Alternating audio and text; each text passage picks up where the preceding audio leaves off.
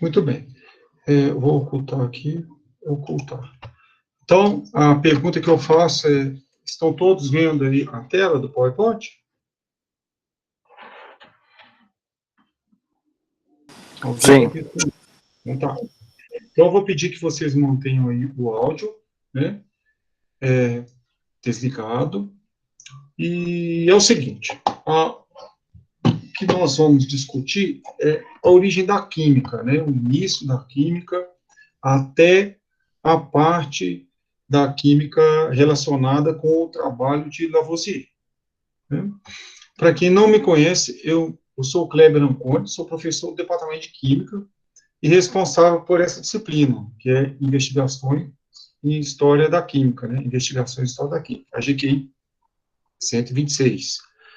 Eu já deixei um material, né, lá no campus virtual, e até tem relação com esse material que eu vou apresentar, e aí eu vou discutir com vocês algumas coisas relacionadas a esse conteúdo. Bom, para começar, né, é importante pensar o seguinte, que normalmente os químicos têm um conhecimento pequeno sobre sobre a origem da ciência que eles praticam, né? Mas como é que nós poderíamos pensar em um início para a química? Bom, o que eu poderia imaginar que seria uma química primitiva? O que é importante pensar é que, se eu relacionar ao que existiu na humanidade em termos de desenvolvimento tecnológico com a química, eu preciso escolher alguma técnica que tenha a ver com a reunião de materiais ou substâncias para a obtenção de uma nova substância. Né? Então, não seria muito adequado pensar no domínio do fogo como um início para um controle de uma reação de combustão, porque a obtenção do fogo pode se dar ou, por exemplo, pela adição de madeira a uma chama pré-existente. Então, um homem primitivo poderia pensar que a madeira aquecida entra em combustão, então ele não está relacionando a uma substância. E uma outra coisa complicada é porque até a combustão, o conceito de combustão é moderno.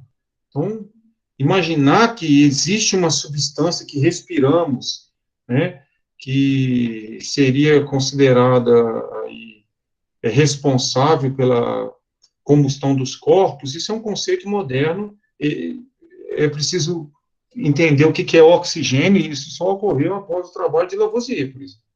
Né? Bom, o que seria, então, o início da química? Nem toda prática nós podemos considerar como sendo uma prática relacionada à química. Eu vou excluir, por exemplo, o cozimento de alimentos, a obtenção de pintura rupestre, a construção aí a obtenção de corantes. Então, esse tipo de atividade, a obtenção de algum tipo de alimento, o apodrecimento, por exemplo, fermentação, né? Então, nós não vamos considerar isso como prática química. Seria necessário misturar substâncias para obter uma nova. Portanto, existe, pelo menos, né, uma prática que de fácil identificação, né? Que seria a obtenção dos metais. Por quê? Porque para obter metal, né, é preciso ter o minério em mãos e adicionar a esse minério carvão. Então, a humanidade, por exemplo, ela saiu do Neolítico, né, em função do desenvolvimento no processo de obtenção dos metais.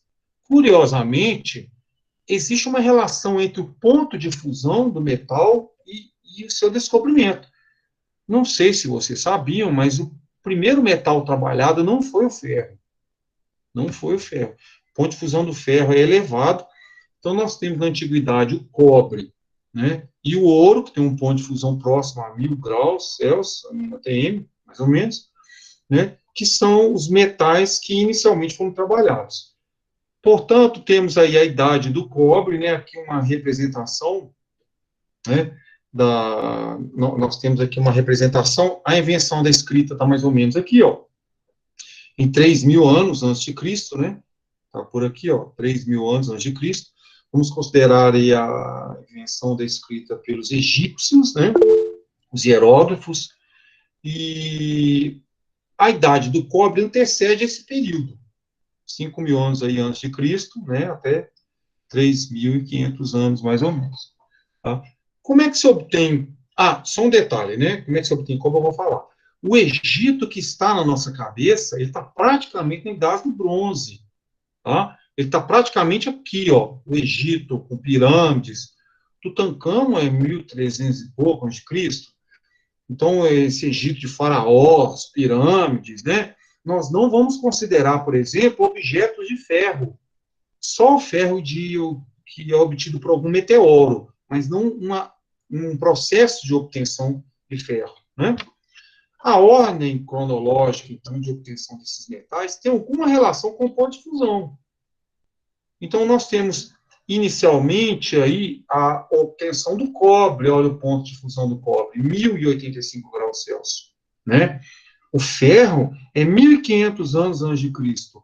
Olha o ponto de fusão do ferro, 1.538 graus Celsius. É muito mais complicado montar um forno para obter ferro. É preciso misturar o minério com o carvão.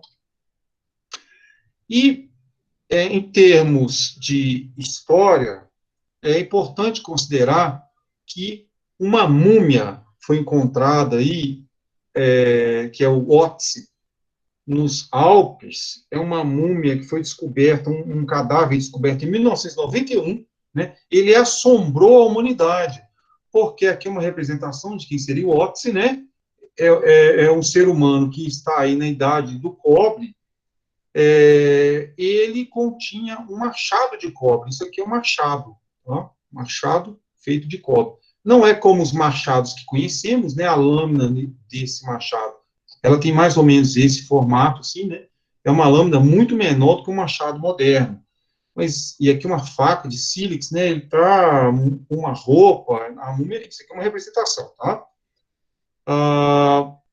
Portanto, os seres humanos, eles acabaram dominando essa técnica de obtenção do cobre. E como é que se obtém cobre? Né? Eu coloquei aqui a representação do Egito, para que vocês tenham uma ideia, 3.100 anos antes de Cristo, então o Egito está quase que todo em idade do bronze, né? Se considerarmos aqui, ó, a, a idade do cobre nesse ponto. Olha o Tutancâmon, aonde que está? 1.327 a.C., né?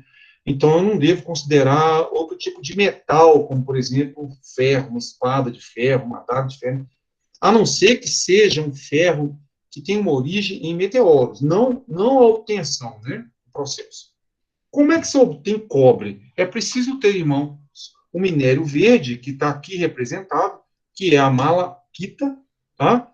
E esse minério não é muito fácil de se encontrar na natureza, não.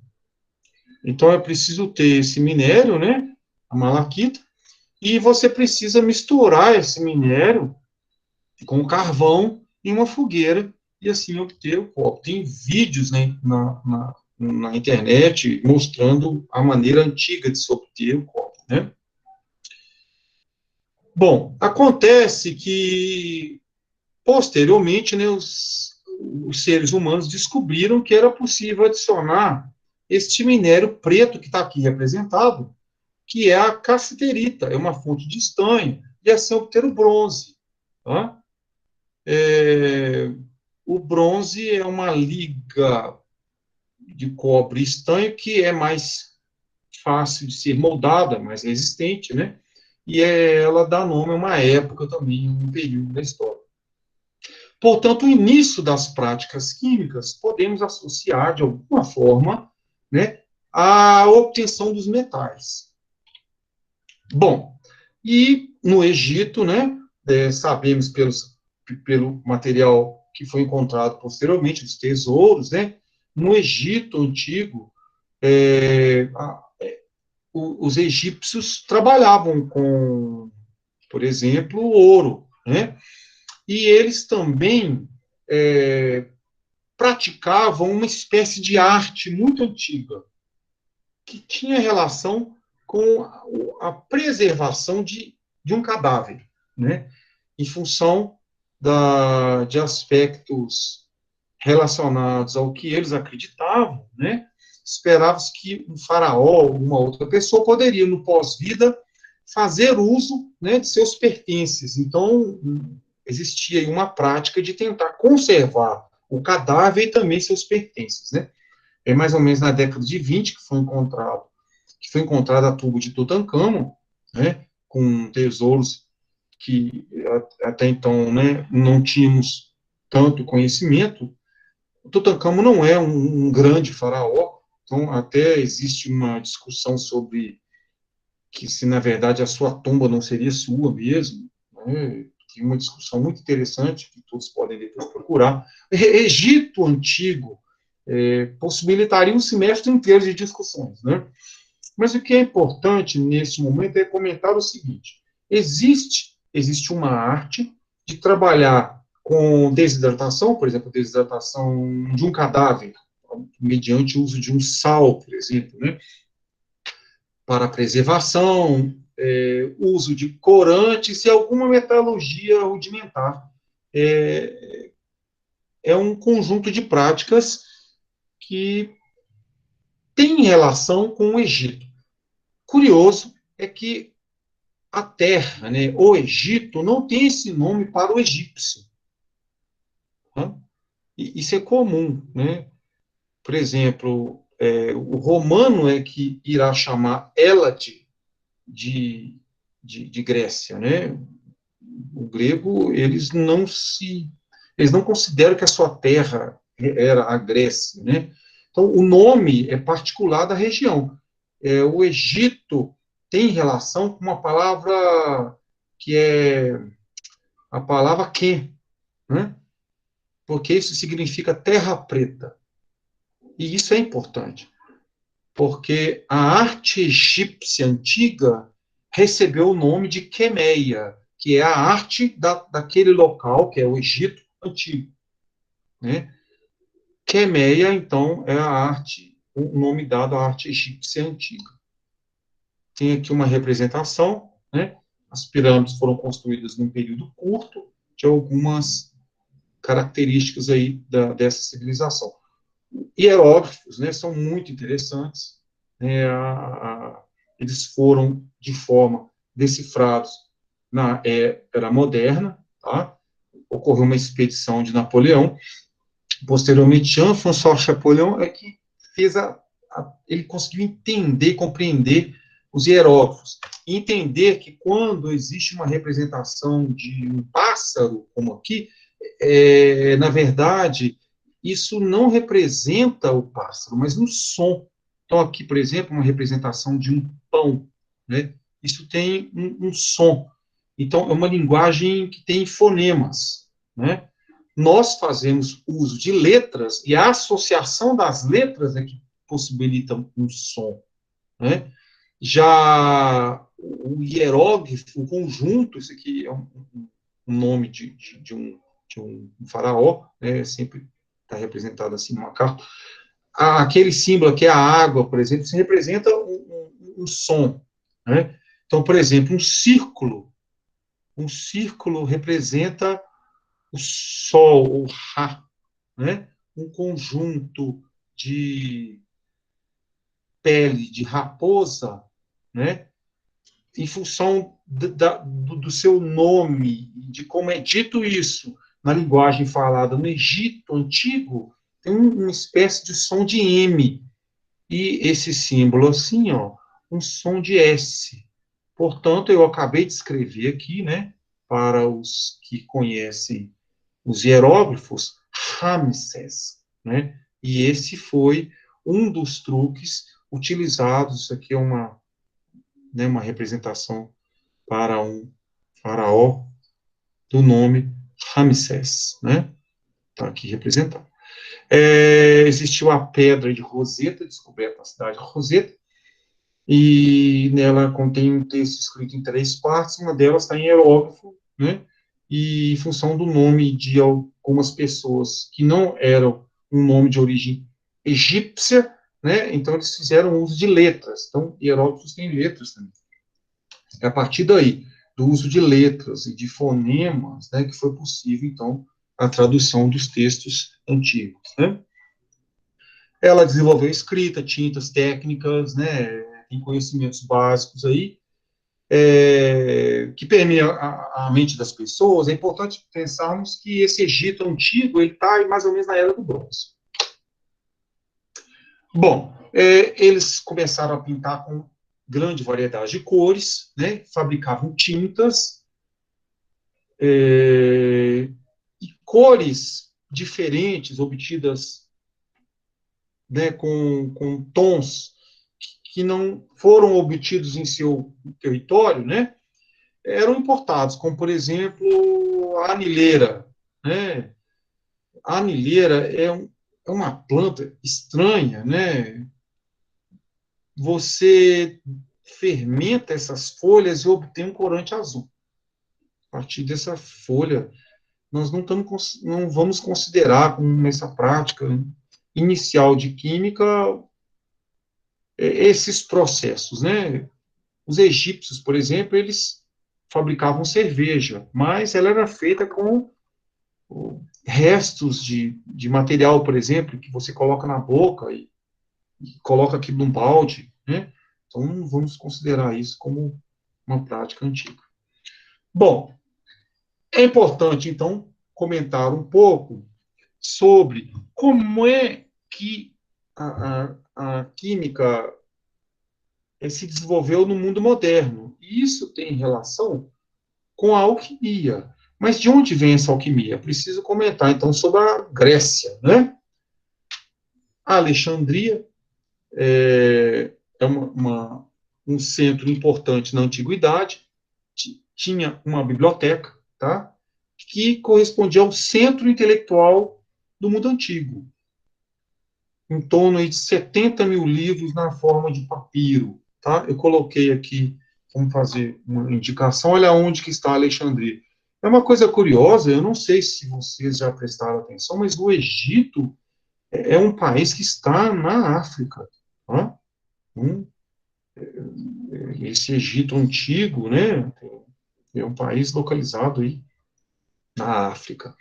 Bom, nesse mundo antigo, então, inclusive a Pedra de Roseta, uma parte é escrita em grego, e uma parte em hierógrafo, né, nós sabemos que a partir de uma influência da Grécia, né, que gregos tiveram acesso na Biblioteca de Alexandria a uma arte muito antiga. Então, os intelectuais gregos começaram a encontrar uma arte muito antiga, que tem o nome de Quemeia. Porque Quem tem a ver com Egito, né? Terra preta. Por quê? Porque o deserto é amarelo. E o que é preto é onde conseguimos plantar.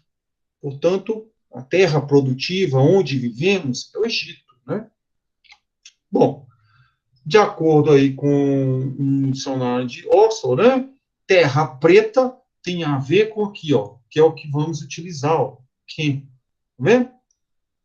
Por que que isso é importante?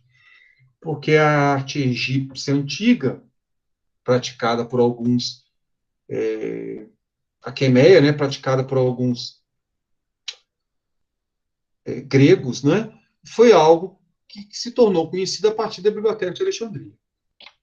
Bom, essa arte egípcia envolve processos químicos, né, e o trato dos mortos, né, um processo de mumificação, e técnicas relacionadas com a metalurgia.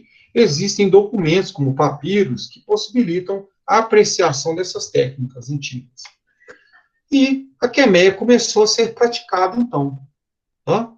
Ela foi associada aos elementos metálicos conhecidos, né, aos planetas. Então, é daí que surge uma prática antiga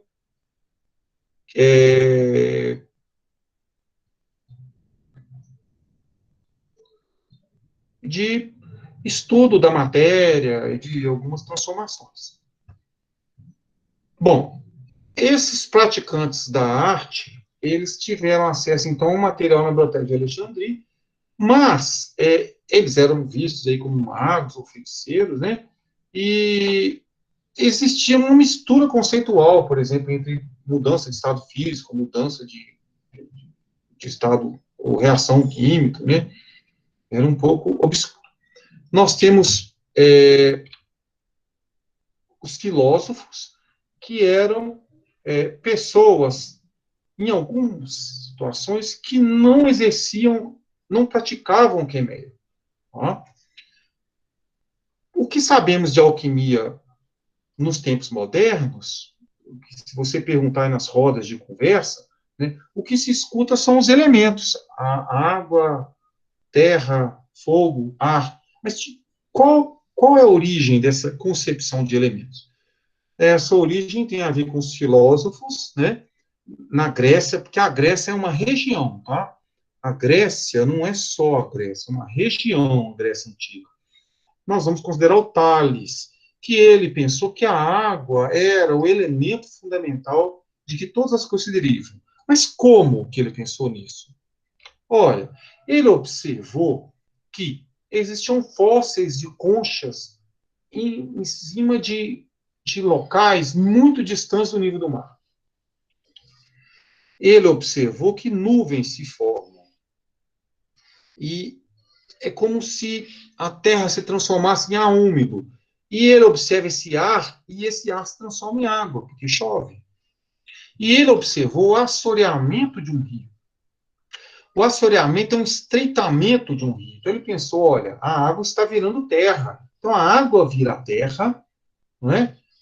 A água vira uma espécie de ar, o ar se transforma em água. Então é tudo feito de água. Existe uma lógica.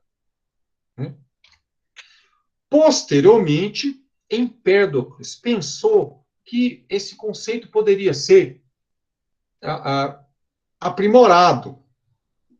Ele viveu numa colônia grega na Sicília, né, tem aqui um mapa, e ele pensou numa teoria com 4 elementos, não apenas um. Né? Nada deveria ser criado ou destruído, né? As coisas deveriam ser feitas por combinações. E aí nós temos Aristóteles, que inclusive incluiu um 5º elemento, né? Que ele considerou como sendo o éter. E ele imaginou que todo o céu e cada fração era formada por um 5º elemento. O conceito de elemento surgiu pelos filósofos, a partir dos filósofos, e não de quem praticava quemeia, que é uma forma inicial de alquimia, né? A quemeia. Bom, esses elementos são diferentes. Por quê? Porque esses elementos, eles contêm características. Observe só. Temos aqui água, terra, fogo e ar. A água, ela tem propriedades, por exemplo, olha, frio e úmido. Se você pegar uma água e acabar com essa propriedade, ela deixa de ser úmida e passa a ser o quê? Seca. Portanto, o que é frio e o que é seco é, na verdade, o quê? Terra. Ou seja, é possível transformar um elemento em outro, alterando essas qualidades, essas características. Não é? Se você tem aqui, por exemplo, o ar, que é úmido e quente, não é? Se você pega o ar e acaba com essa característica de ser quente, e pega o ar e transforma o ar agora em algo que é frio, o ar, então, que era úmido e quente, passa a ser frio e úmido, portanto, o ar se transforma em quê? Em água. Então, o elemento na antiguidade não é como o elemento que nós conhecemos hoje. Tá? Cada elemento tinha 2 qualidades, quente, frio, úmido e seco. Né? Você pode converter um elemento em outro elemento. Esse não é o conceito de elemento moderno. Né? Como aqui representado, a água, né? Frio e úmido, terra, frio e seco. Né? Então, olha só que curioso. Se você pega o que é seco da terra e transforma em úmido, a terra se converte em água. Né? Você muda uma dessas qualidades. Esse não é o conceito moderno. Zósimo é um praticante de quemeia, né? Aqui é uma representação do aparato. Ele escreveu uma enciclopédia, né, com 28 volumes. Tá? Ela tem um relato bem curioso de tratar o metal doente, né? Você pega um metal que está doente e tenta transformá-lo em ouro. É uma característica interessante, porque se eu consigo fazer isso com o metal, será que eu não faço com o ser humano, né? Eu forneço uma substância para ele. Mas ainda é aqui, apesar de existir destilação, e os termos todos, né, desse período, há uma mistura de ocultismo com a prática, né? Então não é uma ciência exata. A biblioteca foi destruída, tá? A alquimia foi proibida por um imperador romano. Ele ordenou, inclusive, que fosse feita a queima dos textos, né? Então nós não sabemos de alguns textos hoje, porque foram queimados, tá? Em algum período romano. E em função de alguns motivos, um território muito extenso, substituição do estudo da política pela religião, né, e outras questões, o Império Romano declinou. E aí nós temos, então, a ascensão árabe.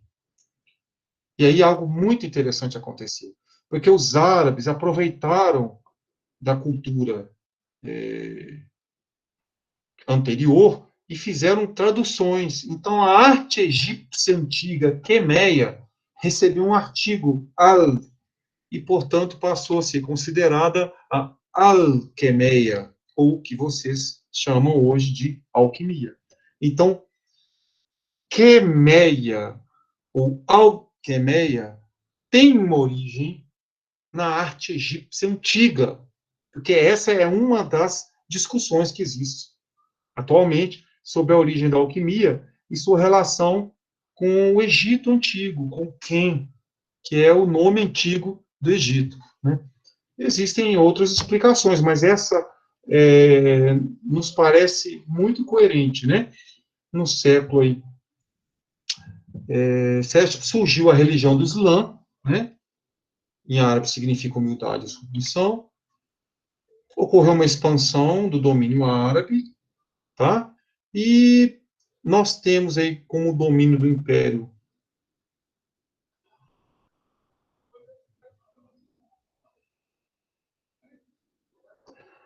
o norte da África e o Oriente Médio, né, o norte da Índia. E temos, portanto, né, uma assimilação e uma tradução. O mundo árabe passou a ter domínio sobre a arte, que recebeu um artigo, e passou a ser a alquemeia. Né?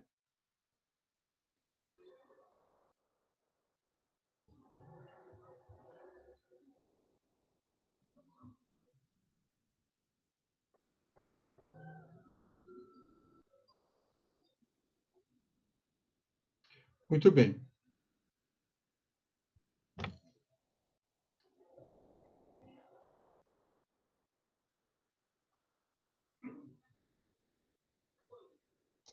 Muito bem. Alquimia árabe. Nós temos como principal representante o Al-Razi, também conhecido como Hafez, e a sua obra fundamental é denominada O Segredo dos Segredos. Então, essa obra, inclusive, tem características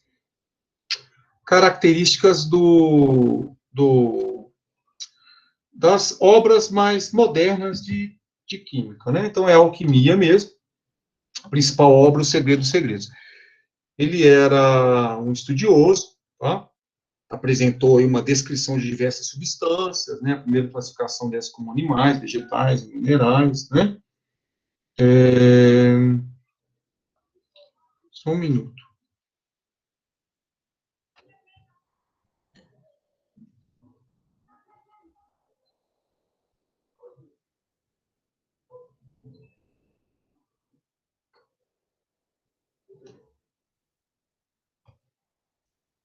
É...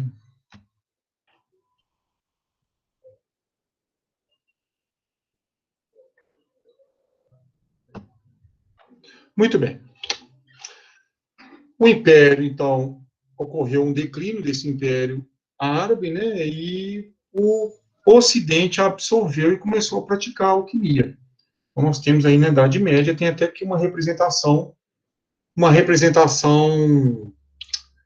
de um laboratório de alquimia, né, tudo antigo, né, algo que era obscuro, né, tem um pentagrama aqui desenhado, né, forno, então tem a ver aí com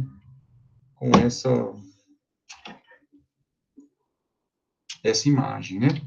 Bom, na Idade Média, né, a Idade Média é um período que é amplo, né, nós temos aí, vamos considerar do século V ao século XV, né, então, inicia-se com a queda do Império Romano, tá, e é um período intermediário, né, vamos considerar aí a Antiguidade, Idade Média e Idade Moderna, tá, mas tem alta e baixa Idade Média, é bem complexo estudar o que é a Idade Média. Nós temos como dois representantes, né, de praticantes da alquimia, o Alberto Magno, tá, nasceu por volta de 1200, foi considerado, é hoje o santo padroeiro dos cientistas, mas foi considerado uma espécie de bruxo, tendia a duvidar um pouco, né, de alguns conceitos da alquimia, e aqui a representação de Philippus Aurelius Theophrastus Bombastus von Hohenheim, que ficou depois conhecido como Paracelso, né? O Paracelso tinha ideias radicais e ele considerava que poderiam existir curas de alquimia. Ele até chegou a pensar em atear fogo, né, em alguns livros. E eles são alquimistas aí da Idade Média, né? O mundo deveria ser composto, segundo Paracelso, por sal, enxofre e mercúrio. Então, ele tentava produzir medicamentos a partir disso, e foi muito criticado pelos médicos, né, em sua época. Bom, e não podemos esquecer essa célebre imagem, né, do Henrik Brandt tentando obter ouro a partir de um líquido, que é um líquido dourado, e ele acabou obtendo um elemento que ninguém havia visto antes, tá? Que foi o fósforo.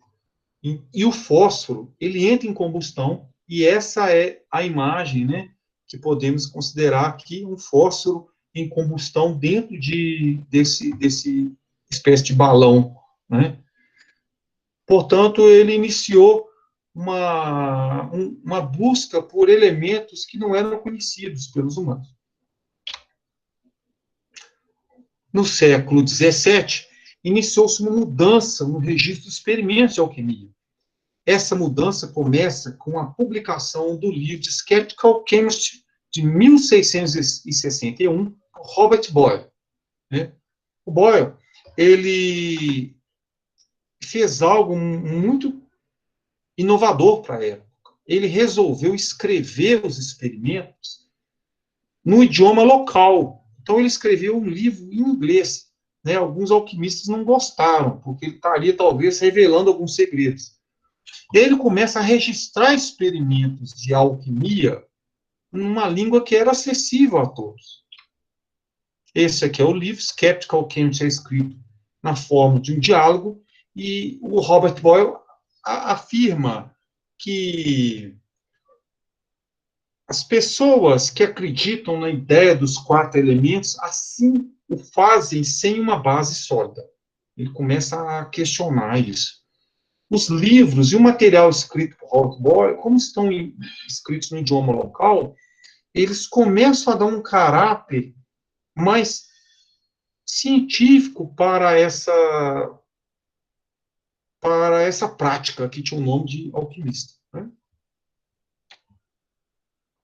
Aqueles que acreditam que os elementos são terra, ar, fogo e água, ou mercúrio, enxofre e sal, o fazem em uma insuficiente base. Né? Isso aqui é isso é uma observação feita pelo Robert Boyle. E é um livro que o químico de hoje consegue compreender os processos, alguma coisa que está escrito lá, que está escrito no idioma, né, sem os símbolos da alquimia e tal. 1661.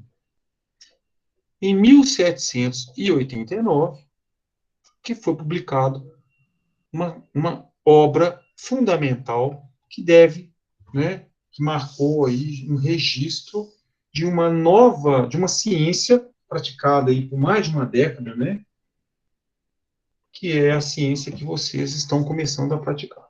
Já vou falar que livro é esse, que é o livro de Antoine Laurent de Lavoisier, né? Lavoisier, aqui representado, né, com sua esposa, tá? É o cientista que por muitos é considerado um dos fundadores da química moderna, e eles têm razão, que praticou, utilizando técnicas acadêmicas, né, científicas, alquimia, e escreveu uma obra publicada em 1789, que é o Tratado Elementar de Química. Tá? Essa obra foi traduzida rapidamente para o português em 2007. Está aqui o livro, né? Tratado Elementar de Química.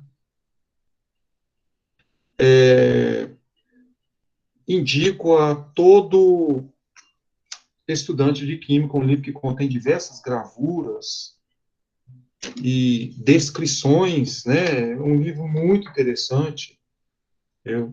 Ele é um manual para o químico, né? Eu vou falar um pouco sobre, por exemplo, ver se eu consigo localizar aqui rapidamente sobre o fósforo.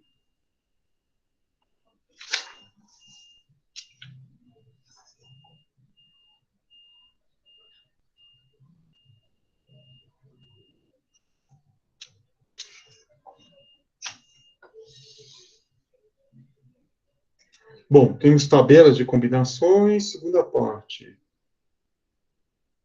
Luz calórico.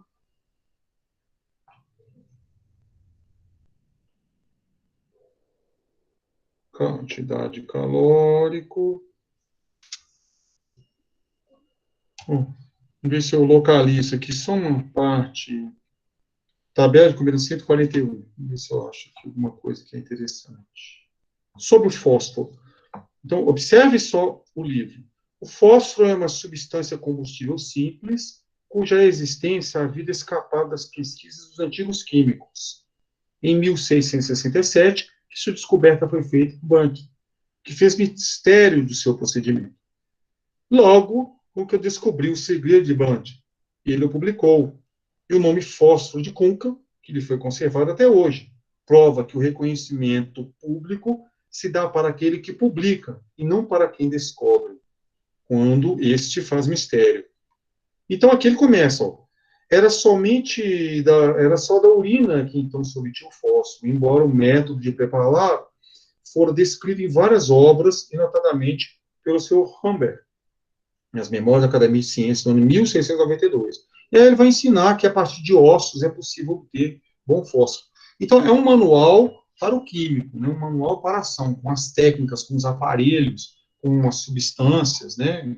Muito interessante. Antes de publicar esse livro, com os seus contemporâneos, Lavoisier desenvolveu a nova nomenclatura. Fazemos uso até hoje, né? Então, por exemplo, um químico não chega numa loja de produtos e pede assim, me veja um pouco de enxofre cor de fígado à base de álcali fixo vegetal. Ele pede, eu gostaria de um pouco de sulfeto de potássio, né? Então, eles é que desenvolveram esse nome, né? Criaram uma espécie de um dicionário, e nós podemos ver aqui do original, o ácido sulfúrico dá origem ao sulfato, né? Podemos ver aqui no metanomenclatura químico, né? Aqui, ó.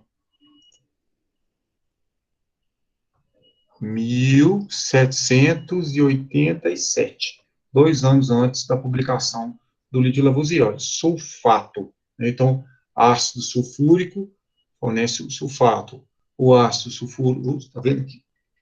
Sulfito, né?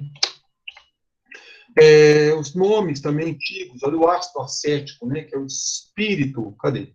Espírito de Vênus é o nome antigo do ácido acético, né? Passou a receber o nome após Lavoisier de ácido acético. Tem os nomes antigos e nomes novos, né? E muitos nomes interessantes. Óleo de vitriol passou a ser o ácido sulfúrico, vitriolo verde, sulfato ferroso, né? Açafrão de Marte passou a ser óxido de ferro. Mas por que isso? Porque existia uma ideia de que se você desse um nome para a substância simples, você poderia encontrar o nome dos outros compostos. Por que isso era importante? Porque eram conhecidos 48 ácidos e 24 bases. Isso corresponde a 1.152 sais possíveis. Como que você vai dar nome para todos esses? Então, o Lavoisier e seus contemporâneos inventaram uma maneira de você não precisar pegar os nomes os nomes antigos da alquimia e fazer uso, então, dessa regra, né, para aproveitar o nome e combinar os nomes, tendo em vista o nome de uma substância simples. Mas, além disso, Lavoisier contribuiu com outros aspectos. Por exemplo, foi a partir do seu trabalho, né, que foi possível deixar de vez de considerar o flogisto. O flogisto é difícil de entender hoje, né, o químico de hoje, mas eu vou comentar o que é. Ele também, né, nós vamos falar sobre a contribuição de Lavoisier, mas vamos falar um pouquinho sobre o que antecedia seu trabalho. Flogisto, né, desenvolvido por Stoll, ar inflamável, produção de água, Cavendish, que antecede Lavoisier, e o ar deflogisticado foi desenvolvido por Priestley. Né? Ocorreu aí depois uma controvérsia entre Priestley e Lavoisier. Eu vou comentar depois do que se trata isso. Né? Flogisto. O que é flogisto? Os cientistas acreditavam que quando você queimava uma substância, ao queimar essa substância, flogisto ia ser liberado. Então é muito curioso, porque metal, por exemplo, como está escrito aqui, quando você queima um metal, você obtém cal e ele libera o flogisto. Portanto, o metal é, na verdade, um composto formado por cal e flogisto. Lavoisier mostrou que, na verdade, o metal é um elemento. Não existe flogisto. Isso aqui não existe. O metal reagiu com uma substância que o Priestley chamou de ar deflogisticado. Mas Lavoisier percebeu que essa substância é o princípio acidificante e deu o nome a essa substância de princípio acidificante, oxigênio. Até em outros idiomas, como o alemão Sauerstoff, o oxigênio tem sua origem, um nome que está relacionado à definição de ácido de Lavoisier. O ar inflamável, na concepção de Stoll, era também formado por água e flogisto, porque você queima o ar inflamável. Né? E Lavoisier percebeu que o ar inflamável, na verdade, quando ele queima, ele reage com o oxigênio e produz água. Então, hidrogênio é um elemento. Né? Hidrogênio não é um composto. O ar inflamável não é um composto. Então, o Lavoisier é o cientista que introduziu, né, esse conceito. Bom, e as operações? Isso aqui é uma fotografia de, por exemplo, temos aqui um calorímetro de Lavoisier, né, um instrumentos utilizados por Lavoisier, aqui um instrumento para transportar gases. Né? Então, é importante mencionar o seguinte, que há até frases que consideramos, né, de autoria de Lavoisier, às vezes nós não podemos atribuir a frase. Por exemplo, o que podemos considerar que é uma importante observação de Lavoisier é que em todas as operações da arte, na natureza nada é criado. uma quantidade igual de matéria antes e depois do experimento é observado. A frase, na natureza nada se cria e nada se perde, tudo se transforma, é de um poeta latino, né? Titus Lucretius Carlos, né? Ela não é uma frase de Lavoisier. Tá? Agora, o que podemos considerar como contribuição? Né? O princípio da conservação da massa, sim. Caracterização do ar deflogisticado como elemento, né? E a denominação desse ar como oxigênio. Ele também cunhou o termo para hidrogênio. O oxigênio era considerado sem flogisto, porque se você aproximar uma brasa, então se eu colocasse aqui, ó, um palito de fósforo, tá? Eu vou queimar esse palito. Então eu acendi o palito, ele queimou. Eu espero um pouco e esse palito, então, ele fornece aqui uma brasa. Se eu aproximar essa brasa de um tubo de ensaio que contém oxigênio, o que nós iremos observar nesse tubo? Que a chama volta a aparecer. Portanto, o que o Priestley pensou? Madeira é praticamente flogisto. Quando eu introduzo flogisto no ar, e aqui temos o oxigênio, sem o Priestley saber que era oxigênio, ocorre que a chama volta a existir, porque o oxigênio é comburente. E aí, Priestley pensou, em sua lógica, que aquele ar não continha flogisto. Apenas após a introdução do flogisto é que ocorreu a combustão. Por isso que é um ar deflogisticado. Né? E Lavoisier depois observou que, na verdade, a combustão não envolve flogisto. Combustão é a reação do combustível com o oxigênio. Então, não tem flogisto. Né? Lavoisier também desenvolveu um calorímetro, como está aqui representado. Vou falar um pouco sobre o que é isso. Ele publicou também, após 15 anos de prática, a sua obra fundamental. Está aqui a capa original, né? 1750 com 30, né? 1789. 1789, portanto, é a data da publicação do Tratado Elementar, né?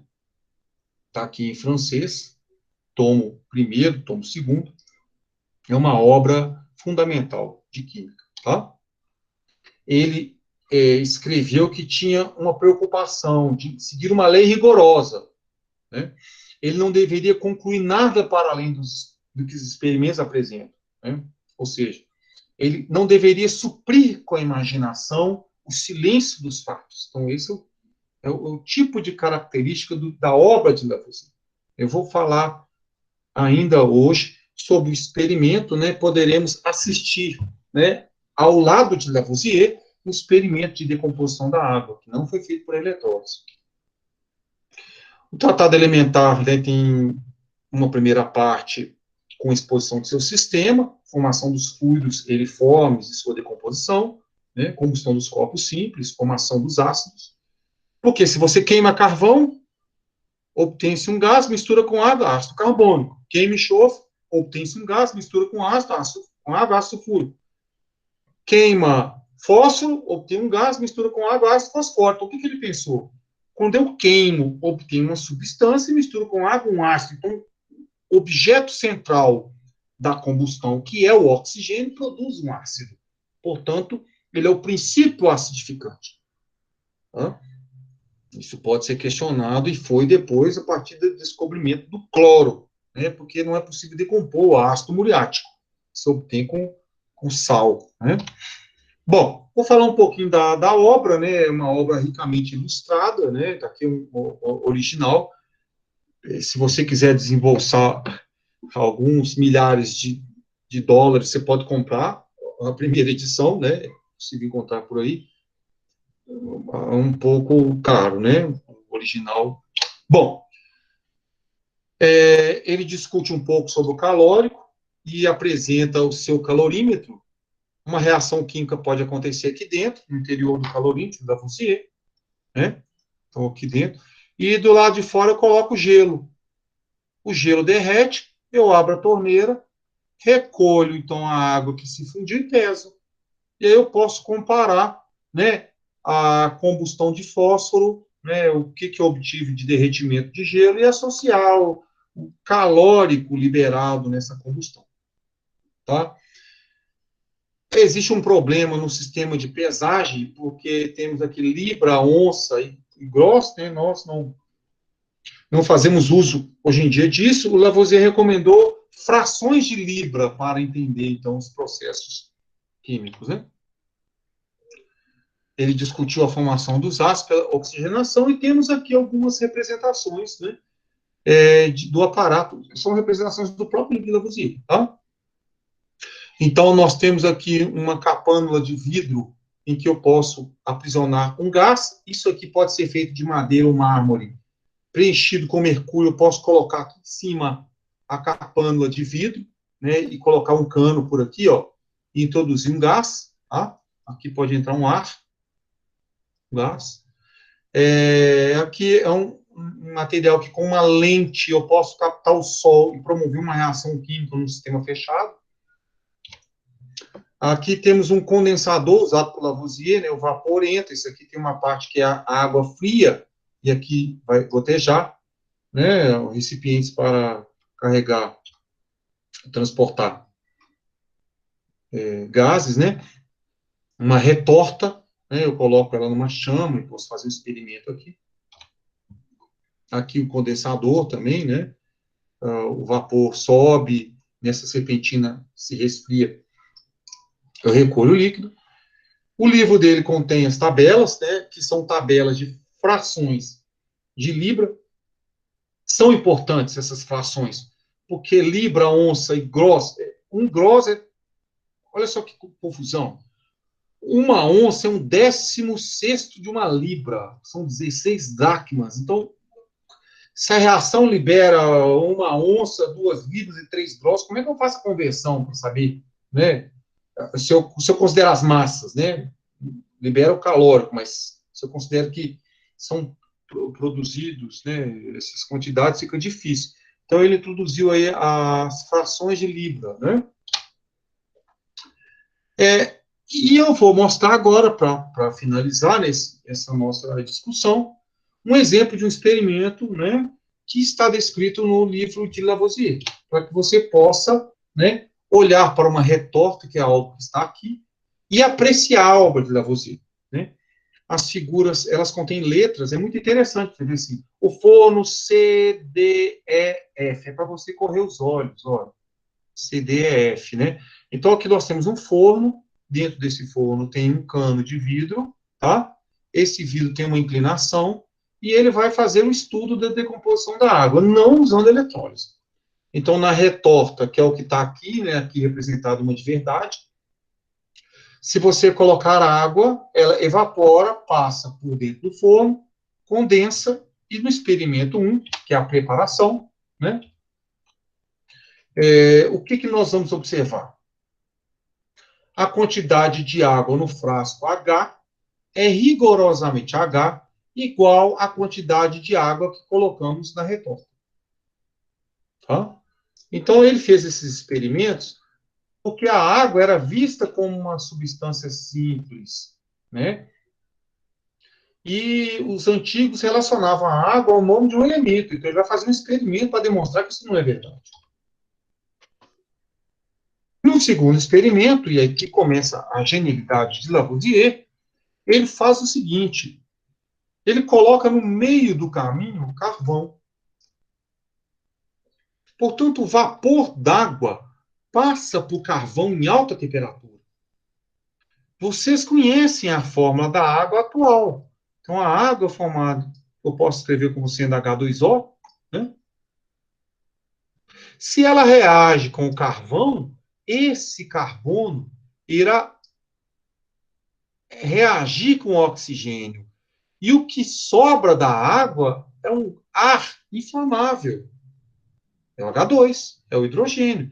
Portanto, a água é destilada como experiência anterior. Só que, o que vamos liberar? o ácido carbônico, que é um gás, porque o carvão do meio do caminho reage com o oxigênio, e um gás extremamente leve que se queima, que é o hidrogênio. Portanto, ele decompôs a água, passando a água para o carvão. E depois ele faz algo mais surpreendente. Ele até conta no livro que poderia passar a água por um cano de fuzil e a massa do cano de fuzil vai aumentar. Porque a água encontra o cano de fuzil em elevada temperatura e a massa do cano de fuzil aumenta. E eu irei obter o gás inflamável hidrogênio, porque o ferro do cano de fuzil reage com o oxigênio. Né? Então, olha só, se ele substituir o carvão agora e colocar grãos de ferro, ele colocou ferro agora aqui no meio. Este ferro, então, a água ela é formada por hidrogênio e oxigênio. O ferro reage com o oxigênio. A massa do que está no meio do ferro aumenta pela oxidação. E o que sai aqui é um gás, é um ar inflamável. Né? Então, ó, não se libera gás carbônico, mas apenas um gás inflamável, 13 vezes mais leve que o ar. Que gás inflamável é esse? Esse gás inflamável recebeu o nome, né, de hidrogênio. Então, o ar inflamável é, na verdade, o hidrogênio. Né? Numa quarta experiência, então, ele coloca num recipiente gás hidrogênio, gás oxigênio e possibilita uma centelha elétrica dentro do tubo. Não tem pilha, tá?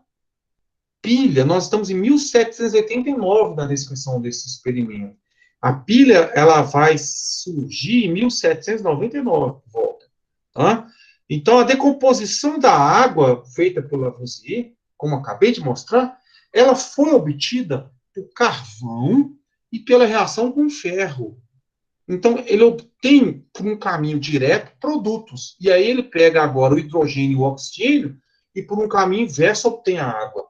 E esse pensamento de caminho direto e inverso possibilitou o desenvolvimento de outros químicos, de outras reações. Né?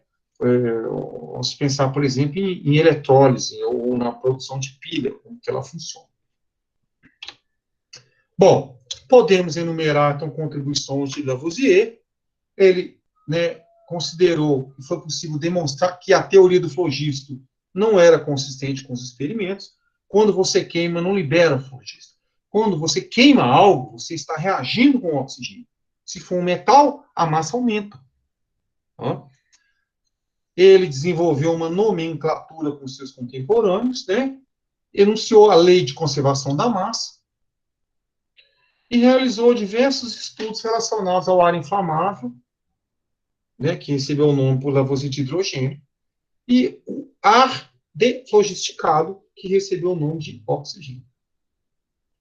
No entanto, né, o livro foi publicado no ano que se iniciou a Revolução Francesa. E Lavoisier trabalhou como Fermi. O Fermi foi uma instituição que foi responsável, por exemplo, pela coleta de impostos. E aí, por diversos acontecimentos, né, ocorreram acusações dessa Fermi general de fraude, roubo, tá? Por exemplo, a questão relacionada ao fumo ter uma certa umidade, né? E aí teve uma acusação de vender água com tabaco, né? A Fermi General ficou devendo ao Estado por esse crime 130 milhões de libras na época, né? O Lavoisier foi acusado por outras coisas também, né? E em 8 de maio de 1794, ele deixou uma carta antes, ele foi decapitado como consequência aí da Revolução Francesa. Né? Em poucos minutos, né, ele foi decapitado. Existe um comentário até de que rapidamente foi ceifada, né, aquela cabeça, mas 100 anos serão necessários até produzir uma cabeça igual, né, matemático, ele chegou a afirmar isso. Então, o Lavoisier apresentou para nós o que seria o registro da química como ciência exata. Né? Muito bem.